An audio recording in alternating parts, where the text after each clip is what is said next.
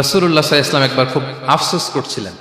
তিনি যখন শুনতে পেলেন যে বনি ইসরাইলের অনেক অনেক লোক হাজার বছর হায়াত পেত, তারা শত শত বছর ইবাদত করত, শত শত বছর তারা জিহাদ করত, তখন তিনি আফসোস করে বললেন, হায় রে, আমার শেষ সময়ের উম্মতের কি হবে?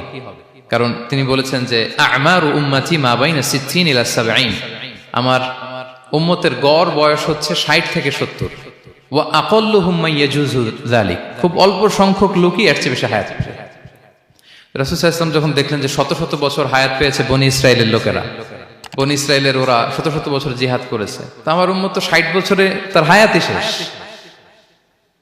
60 থেকে 70-এর মধ্যে তার জীবনই শেষ, তা আমার গুনাহগার উম্মতের কি হবে? রাসূল সাল্লাল্লাহু আলাইহি ওয়াসাল্লাম খুব আফসোস করছেন।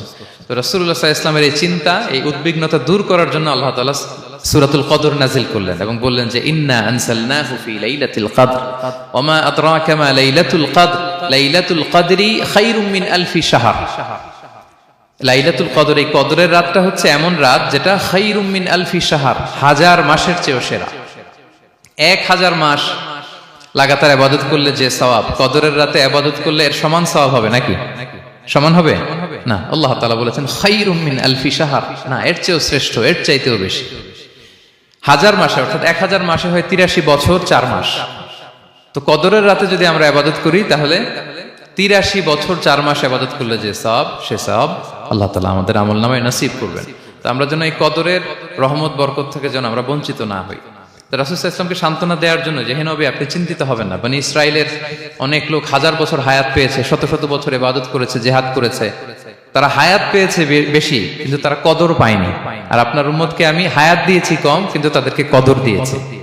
সুবহানাল্লাহ বিহামদি, লাইলাতুল কদর দিয়েছি, যে কদরের রাত হাজার মাসের চেয়েও সেরা। তো এই কদরের রাতকে আবার লাইলাতুল মুবারাকাও বলা হয়েছে। ইন্না আনসালনাহু ফি লাইলাতিন মুবারাকা, এটা বরকতময় রাত। ফিহা ইউফরাকু কুল্লু আমরিন হাকিম, সব বিজ্ঞচিত প্রাজ্ঞচিত বিষয়ের ফয়সালা হয়।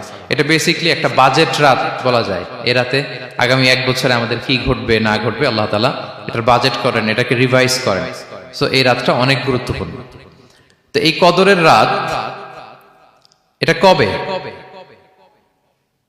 এটা স্পেসিফিক ছিল, মানে সুনির্দিষ্ট ছিল। রাসূল সাল্লাল্লাহু আলাইহি ওয়াসাল্লাম আমাদেরকে জানাতে চেয়েছিলেন কবে, কিন্তু রাসূল সাল্লাল্লাহু আলাইহি ওয়াসাল্লাম জানাতে পারেননি। সহিহ বুখারীতে এসেছে যে রাসূল সাল্লাল্লাহু আলাইহি ওয়াসাল্লাম খারাজান নবী সাল্লাল্লাহু আলাইহি ওয়াসাল্লাম লিয়ুখবিরানা বিলাইলাতিল কদর। উবাদা ইবনে সামিত রাদিয়াল্লাহু তাআলা আনহু বলেন, রাসূল সাল্লাল্লাহু আলাইহি ওয়াসাল্লাম আমাদেরকে জানাতে বের হয়েছিলেন যে কবে কদরের রাতটা। ফাতালাহা রাজুলান মিনাল মুসলিমিন, হঠাৎ মুসলমানদের মধ্য থেকে 2 জন ঝগড়া লাগলো, তর্ক লাগলো আর কি। রাসূল সাল্লাল্লাহু আলাইহি ওয়াসাল্লাম হঠাৎ করে ওই ঝগড়ার দিকে খেয়াল করলেন, ওইদিকে খেয়াল করে ওই তারিখটার কথা তিনি ভুলে গেলেন। ফারুফিআ, রাসূল সাল্লাল্লাহু আলাইহি ওয়াসাল্লাম বললেন, আমার হৃদয় থেকে, অন্তঃকরণ থেকে এটাকে উঠিয়ে নেওয়া হবে।